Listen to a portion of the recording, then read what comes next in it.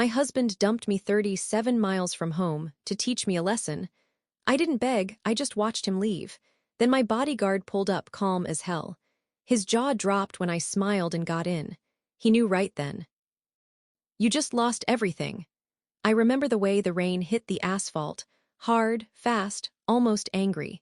It was the kind of downpour that swallowed sound and blurred headlights into long white smears. My hair was plastered to my face, my clothes were soaked through, and the cold had settled deep in my bones. But none of that felt as sharp as the moment Daniel leaned across the passenger seat and unbuckled my belt himself. "You need a lesson," he said, calm in a way that didn't match the heat behind his eyes. "You don't listen anymore." Before I could process the words, he pushed the door open. Rain blew in sideways. I stared at him, waiting for the punchline, the grin, some hint that this was just another one of his petty mood swings. But his jaw tightened, and he nodded toward the empty stretch of Highway 36 like this was something reasonable people did. "Out," he said. I stepped out because arguing with him never made anything better. The door slammed behind me, muffled by the rain. For a second, I just stood there, blinking water out of my eyes, watching my own breath mix with the steam rising off the blacktop. Then he hit the gas. The taillights flickered red as he accelerated, disappearing into the curtain of rain that separated Fort Morgan from anywhere that felt like safety. 37 miles from home. 37 miles of darkness, truck routes, and hardly any shoulder to walk on. I didn't shout after him. I didn't run. I didn't even lift my hand. I just watched the car grow smaller until the red lights were finally swallowed whole. Because this wasn't the first time he'd tried to make a point with humiliation. It was, however, the first time I realized he no longer understood the situation he was actually in. Thunder rolled low across the sky. I pulled my wet hair back, exhaled slowly, and waited. I knew I didn't have to wait long. Maybe 2 minutes passed before I heard the rumble, deep, steady, unmistakable. A black F-250 eased onto the shoulder behind me, headlights cutting through the rain, engine idling like a calm, patient animal. The door opened. "Ma'am!"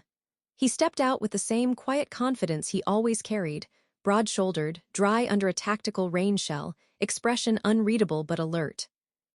He didn't rush to me. He didn't fuss, he just stood there long enough for me to meet his eyes through the rain.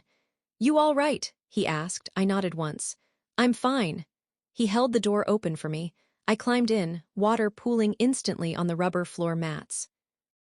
The heat hit my frozen skin, and for a moment, I just closed my eyes and let the warmth thaw the parts of me that had gone numb long before tonight. He got in beside me, shut the door, and pulled back onto the road like we were leaving an appointment, not recovering from a marriage cracking open in the middle of a storm. "Do you want to go home?" he asked, "or do you want to start with him?" My eyes opened. The rain hammered the windshield like it was trying to break in. "Home," I said. "For now," he nodded once. But under the hum of the heater and the smooth velocity of the truck, something shifted inside me, something final. Daniel thought tonight would teach me a lesson. He was right, just not the one he intended. People always ask why someone stays. They don't understand how the erosion starts. Small grains at first, too subtle to name, too easy to excuse. With Daniel, it began long before the night he left me on the side of Highway 36. It started in the apartment we shared back in Greeley, before we were even married. I can still see that cramped living room, the sagging brown couch he refused to get rid of, the way the afternoon sun hit the blinds in thin stripes. I had just gotten a promotion at the clinic. I was proud, really proud, and I came home ready to celebrate. Daniel didn't congratulate me, he didn't even look up from his phone. "Someone had to hire you," he said. "Don't get a big head." I remember laughing it off, thinking he was stressed from work. But the truth was simpler, he liked me small. The more I grew, the more he shrank, and he found ways to chip away at me so he could feel solid again. The second moment, the one that really lodged itself under my skin, happened 2 years later, on Thanksgiving at his mother's place in Loveland. His family had a talent for smiling and slicing at the same time, but that day was sharper than usual.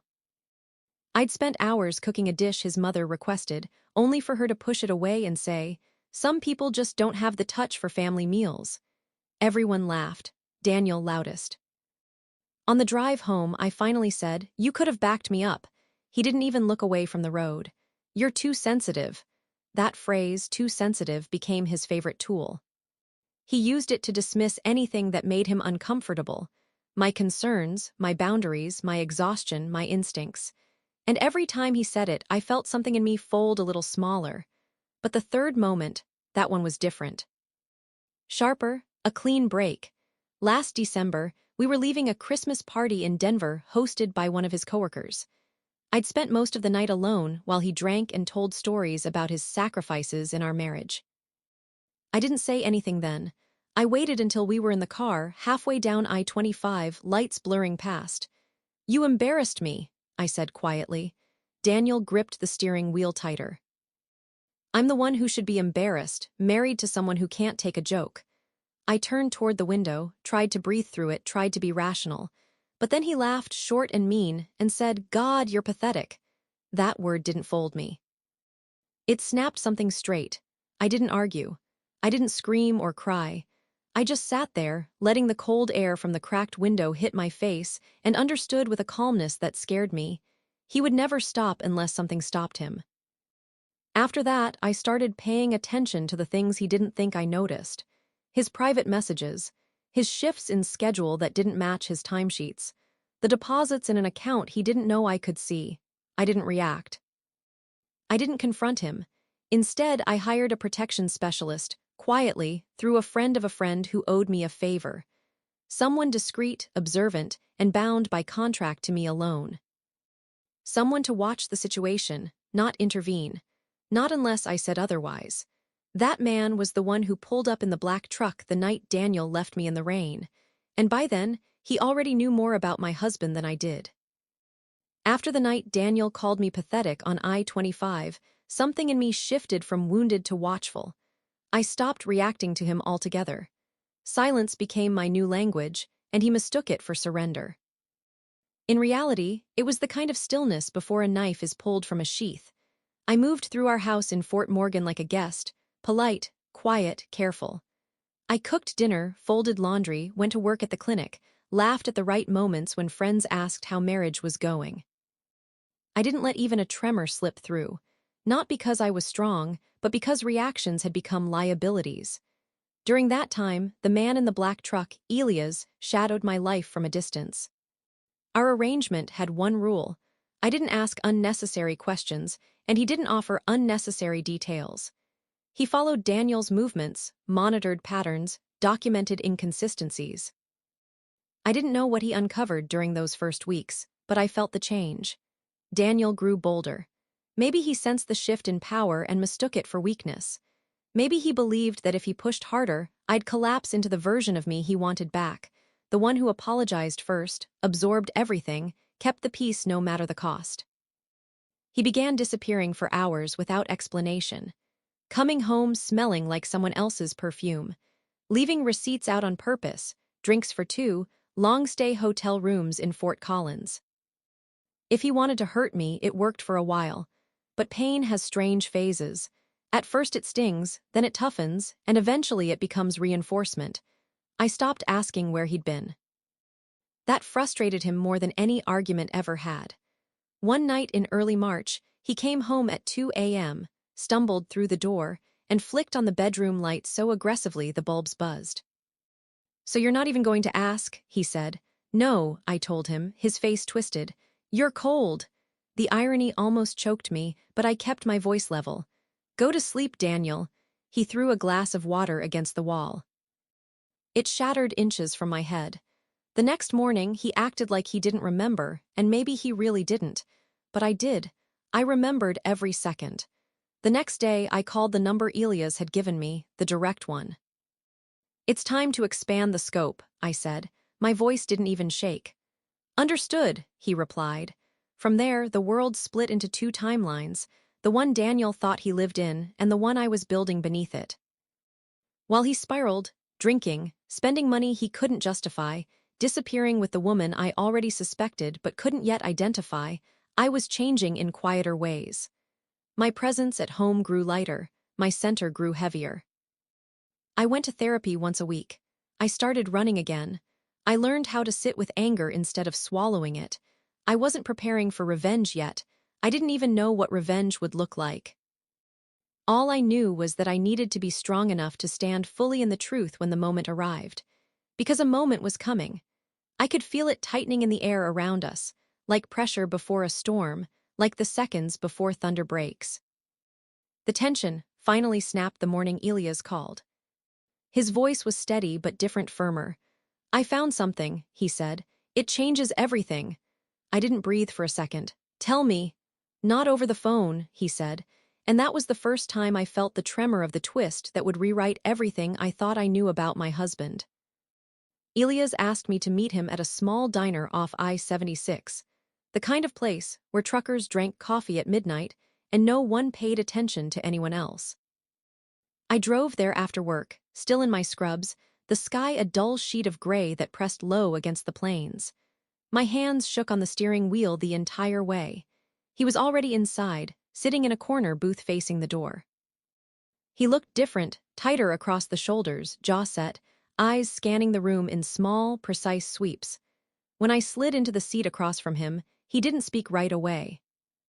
He just studied me, making sure I was ready for whatever he was about to put in my hands. Finally, he reached into the inside pocket of his jacket and pulled out a small black folder. He didn't push it toward me yet. "Before you look at this," he said, "I need you to know that what I found wasn't accidental. It wasn't a one-time decision. It wasn't an emotional affair or a drunken mistake." My stomach tightened. "Just tell me." He opened the folder and turned it so I could see. Inside were printed screenshots, messages, emails, transfers, documents. But the first photo wasn't of a woman. It wasn't the hotel receipts or the call logs. It was a picture of my husband at a bar in Fort Collins, leaning close to a man I didn't recognize. Not affectionate, not romantic, intent, focused, businesslike. I frowned. "Who is that?" "His name is Mark Jeffries," Elias said. "He runs a small contracting outfit as a front, but the real business is debt recovery. Not legal debt, personal debt, the kind people don't go to court over." I stared at him. "I don't understand." Elias tapped the next photo, a screenshot of a transfer from Daniel's private account to Jeffries, then another, and another. "He's been paying this man for over 8 months. My throat tightened. "For what?" Elias slid a final document forward. "A contract, my name at the top." When I realized what I was looking at, the room shifted, the air thinned, sounds dulled into a low hum. "No," I whispered. Elias didn't soften the truth. "Your husband hired him to intimidate you. Not immediately. First he wanted surveillance. Your routines. Your vulnerabilities, your financials. But the last 3 payments, those weren't for surveillance." My hands went cold. "He was going to hurt me. Or have someone else do it," Elias said quietly. "In a way he could deny if it ever came back to him." I stared at the contract, the ugly exactness of it, the signature that looked exactly like Daniel. This was the twist that snapped everything into new shape. Every insult, every manipulation, every disappearance, it wasn't just escalation. It was preparation. He was softening me up, isolating me, making sure if something happened, no one would question it. I leaned back in the booth, breath shaking in and out. Why would he do this?" Elias didn't answer immediately. He waited, letting the shock settle. When he finally spoke, his voice was low and steady. "He's in financial trouble," he said.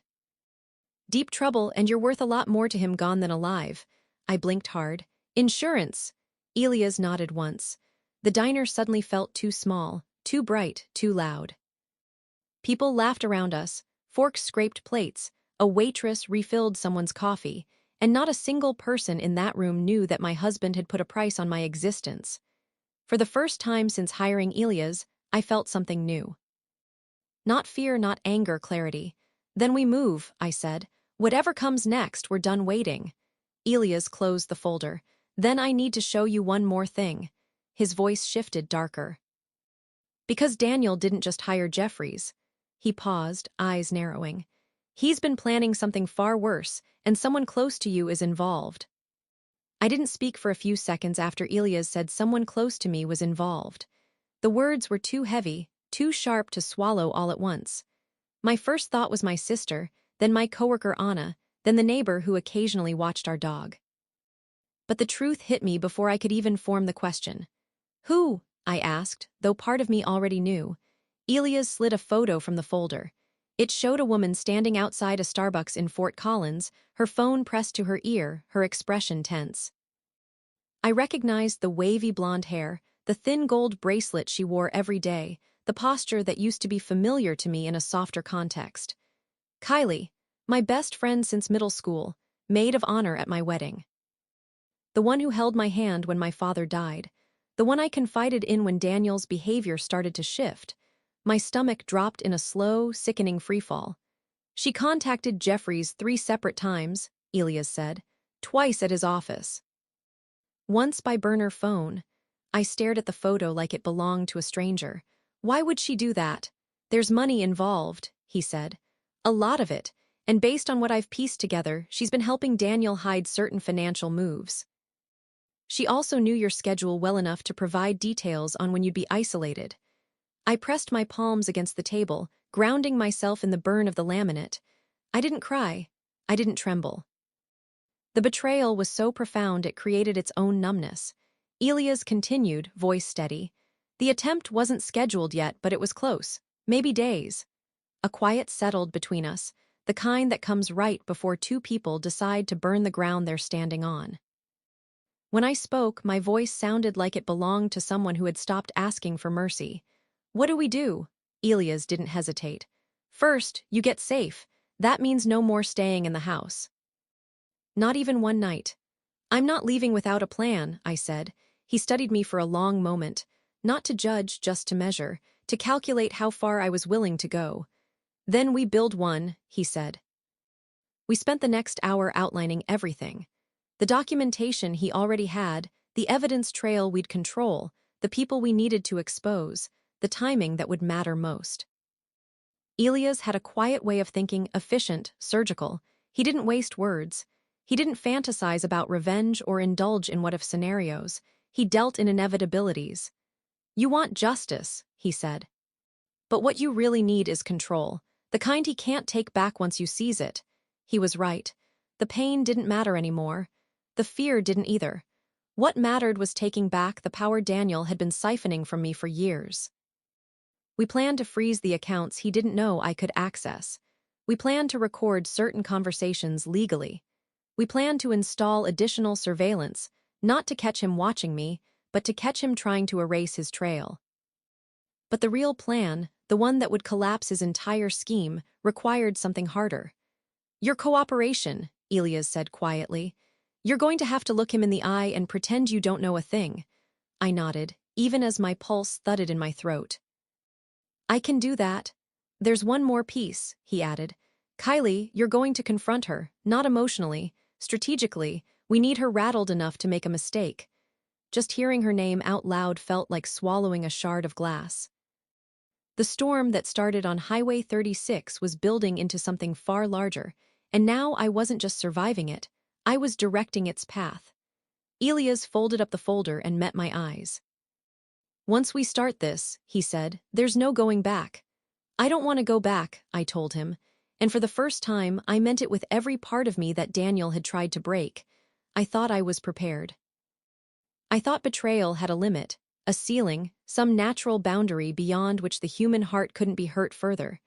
But the second twist, what Elias uncovered next, taught me that some people don't just cross lines. They redraw them.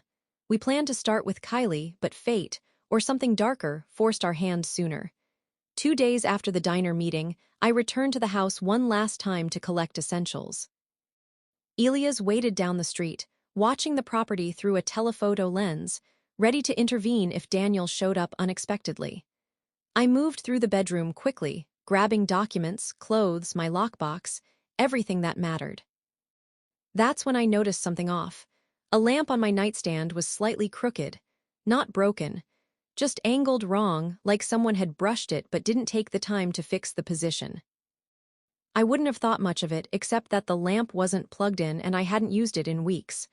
A thin unease slid down my spine. I picked it up. The base felt too heavy. I twisted it gently, felt resistance, then a click. The bottom loosened. Inside, wedged tight, was a small black device. Not a tracker, not a bug. It was a micro camera with a motion-activated transmitter. Professional grade, not store-bought. Someone had been watching me, not just following me. Watching inside my home, my hands went cold. I stepped back instinctively, pulse kicking hard in my throat. "Elias," I whispered, already dialing. He answered on the first ring. "What happened?" "There's a camera." In my bedroom, silence, sharp, assessing silence. "Leave the house," he said. "Now." But as I walked toward the hallway, something else caught my eye, a sliver of paper tucked beneath the jewelry box I kept on the dresser. I pulled it free. It wasn't paper at all. It was a printed photo, me sitting on the edge of the same bed, tying my shoes, a timestamp 2 weeks earlier. The angle matched the lamp. Someone had been here, not remotely, physically inside the room. My stomach turned. I stuffed the photo into my bag and hurried out, locking the door behind me even though it felt pointless. When I reached Elias' truck, he didn't greet me. He didn't ask questions. He took the camera from my hand, examined it with quick, practiced movements, then glanced at me with an expression I'd never seen on him before, a flicker of anger. "Not at me, for me. This isn't Jeffrey's work," he said. "He uses cheap gear, disposable. This is higher-grade surveillance." "Then who?" My voice cracked on the last word. He didn't answer. Not right away. He pulled out his tablet, scanned the device, matched the serial range, and then exhaled a slow, controlled breath that made the hairs on my arms lift.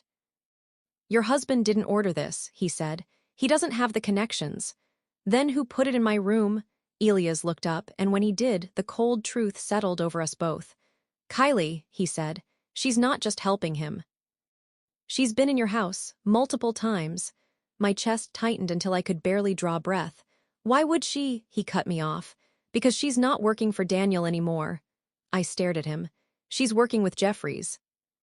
Directly, the ground under everything we had planned shifted, hard, fast, violently. Daniel hadn't just sold me out. Kylie had been inside my home, filming me, feeding my routines into a man whose job was to make people disappear. Elias closed the tablet with a finality that rang through the truck. "This changes our timeline," he said, but I was barely listening. Because beneath the fear, beneath the nausea, something else rose inside me, sharp and electric. They thought they were hunting me. They had no idea what I was about to become. I didn't sleep the night after finding the camera. I stayed in the spare room of a safe rental Elias arranged outside brush, staring at the ceiling while the truth warred with itself in my head. Betrayal I could understand. Greed I could understand. But the level of intrusion, the plotting, the surveillance, the willingness to erase me, still didn't explain one thing. Why me? Why this? Why now? Daniel wasn't clever enough to mastermind something like this. And Kylie, she had stood beside me in every major moment of my adult life. Her mother used to braid my hair before school. We slept in the same twin bed during tornado warnings. We carved our initials into the same picnic table at Riverside Park. None of what she'd done computed. The emotional equation didn't balance. So I asked Elias for the full truth. No filters, no delays, no protective omissions. He didn't answer right away. Instead, he opened the back of the rental house, stepped onto the porch, and waited for me to follow. The night was cold and wide, stars scattered across the sky like shattered glass. When he finally spoke, his voice wasn't gentle, but it wasn't hard either. It was clinical, because the truth required distance to deliver. "It isn't just insurance money," he said. "That's part of it. But it's not the engine behind this." I wrapped my arms around myself. "Then what is?" "Your father," he said. The words hit so fast I didn't process them. "My father's dead. I know." But everything began long before that. I turned toward him. His face was calm, subtly lit by the porch light, but I saw it, the tension around his mouth, the way his jaw shifted before he spoke again. "Your father co-signed a private loan 15 years ago, not through a bank, through a man named Hale Dobson." That name chilled me. Dobson wasn't a lender. He was a quiet enforcer embedded in rural Colorado's undercurrent, someone people whispered about but never claimed to know. "My father never mentioned that," I said. "Because he paid it off," Elias said. Or thought he did, but Dobson never cleared the debt. He doubled it.